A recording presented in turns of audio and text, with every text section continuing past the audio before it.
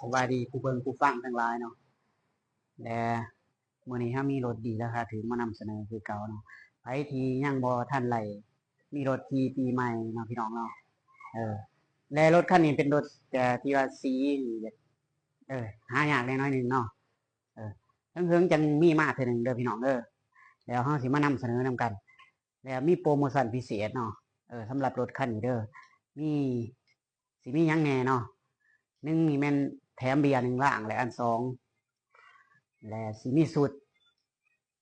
ปีใหม่หาย1สูตรเนาะพี่น้องเนาะแล้วเฮามาเบิ่งรีวิวนำกันว่าสิเป็นแนวใดเนาะลองทายไปเรียบๆรถคันนี้เป็นรถสีป่อนลำเนาะสภาพเหลื่อมใสเงางามเลยพี่น้องเด้อเออรถสภาพนี้ยัง80% 85%ปานใดเนาะสภาพจากดีซีผ่านเนาะเป็นรถเริ่มจากโรงงานเด้อพี่น้องเด้อเออ ยังเหลือมยังใสยังเงายังงามเลยพี่น้องเนอรถคันนี้เนาะเออเข็มไม้เข็มกงเตอร์เอาไปเข็มไม้ขึ้นพ่วมได้10,000 กว่ากิโลเนาะหมายความว่ารถคันนี้ใส่งานหน่อยเพราะว่ารถนี้เป็นรถที่ว่าขี่ประหยัดใส่ในทางยางเนาะพี่น้องเนาะเออฉะนั้นมันโมแปลกเลยว่ารถคันนี้มันสิยังใหม่เนาะพี่น้องเออเบิ่งสภาพจักเนาะเออสภาพจักนี่หลอกแน่เด็กหน่อยเด้อจักดีชีหลอกน้อยนึงพี่น้องเนาะแต่ว่าเป็นเสือเป็นอย่างนี้มันสภาพเริ่มจากโรงงานเด้อพี่น้องเด้อเออ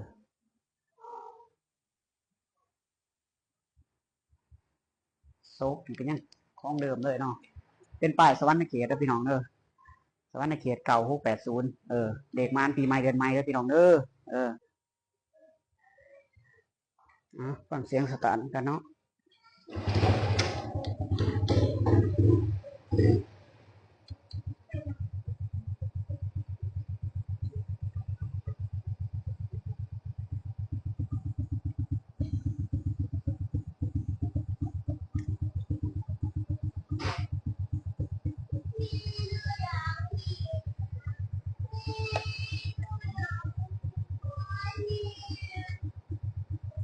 พื้นไฟเลยเบิดเด้อพี่น้องเด้อพื้นไฟเลยเบิดแจรัง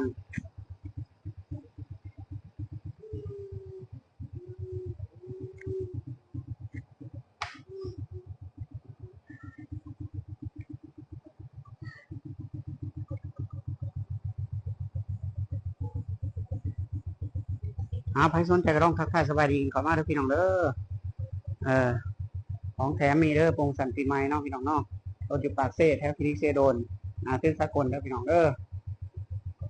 บ่ซื้อบ่หาบ่เป็นจังเด้อพี่น้องเด้อปีใหม่เดือนใหม่แต่เขาจะไหลมาเอา